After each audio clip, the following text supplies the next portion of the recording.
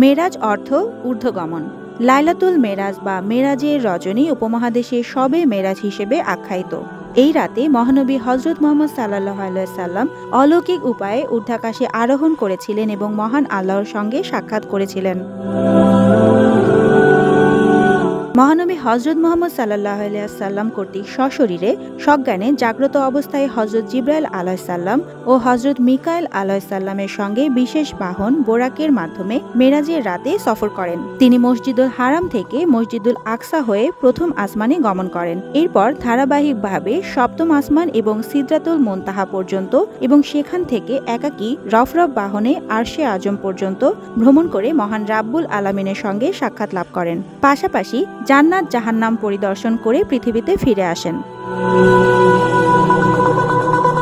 হাদিস কোরআন থেকে জানা যায়, জন্মের আগেই বাবাকে হারান প্রিয় নবী রাসূলুল্লাহ সাল্লাল্লাহু আলাইহি সাল্লাম। ৬ বছর বয়সে হারান মাকে। ৮ বছর বয়সে দাদার ইন্তেকালের পর তার দায়িত্ব নেন চাচা আবু তালেব। তখন থেকে ৫৫ বছর পর্যন্ত দীর্ঘ ৪৮ বছর ছায়ার মতো সঙ্গ দিয়েছেন চাচা আবু তালেব। নবুয়তের ১০ম বর্ষে রজব মাসে চাচা মারা যান। এর ঠিক ৩ দিন পর প্রিয়তমা স্ত্রী খাদিজা রাদিয়াল্লাহু আনহু ইন্তেকাল করেন। একে তো প্রিয়জন হারানোর শোক, অন্যদিকে স্বগোত্রীয়দের বিরোধিতা নবীজির দাওয়াতি কার্যক্রমকে কঠিন করে তোলে। নবীজির পেরেশানি ও মনোকষ্ট দূর করার জন্য মহান আল্লাহ নবীজিকে নিজের কাছে নিয়ে যান। মেরাজ সংঘটিত হয়েছিল নবুয়তের ১১তম বছরে ২৭ রজবে। তখন নবীজির বয়স ৫১ বছর। ওই রাতে নবীজি কাবা শরীফের হাতিমে উম্মে হানির ঘরে ছিলেন।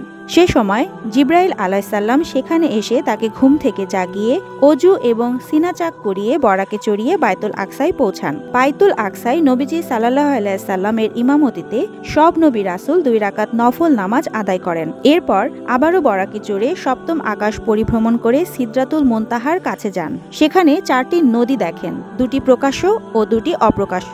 অপ্রকাশ্য ২টি নদী জান্নাতের, আর প্রকাশ্য নদী ২টি হল দুনিয়ার, নীল নদ ও ফোরাত নদী। প্রথম আসমানে হজরত আদম আলাইহিস সালাম, দ্বিতীয় আসমানে হজরত ইয়াহিয়া আলাইহিস সালাম ও হজরত ঈসা আলাইহিস সালাম, তৃতীয় আসমানে হজরত ইউসুফ আলাইহিস সালাম, চতুর্থ আসমানে হজরত ইদ্রিস আলাইহিস সালাম, পঞ্চম আসমানে হজরত হারুন আলাইহিস সালাম, ষষ্ঠ আসমানে হজরত মুসা আলাইহিস সালাম ও সপ্তম আসমানে হজরত ইব্রাহিম আলাইহিস সালামের সঙ্গে দেখা হয়। প্রত্যেকের সঙ্গে সালাম কালাম ও কুশল বিনিময় করেন।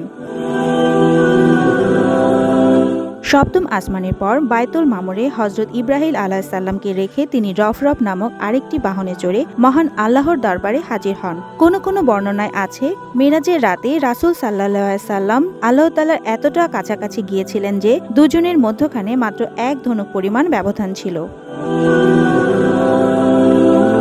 মিরাজের উপহার সম্পর্কে বিশিষ্ট সাহাবী হযরত আব্দুল্লাহ ইবনে মাসউদ রাদিয়াল্লাহু আনহু বর্ণিত হাদিসে উল্লেখ আছে, মিরাজ রজনীতে নবী করিম সাল্লাল্লাহু আলাইহি সাল্লাম ও তার উম্মতের জন্য কয়েকটি জিনিস প্রদান করা হয়, যার মধ্যে রয়েছে ১.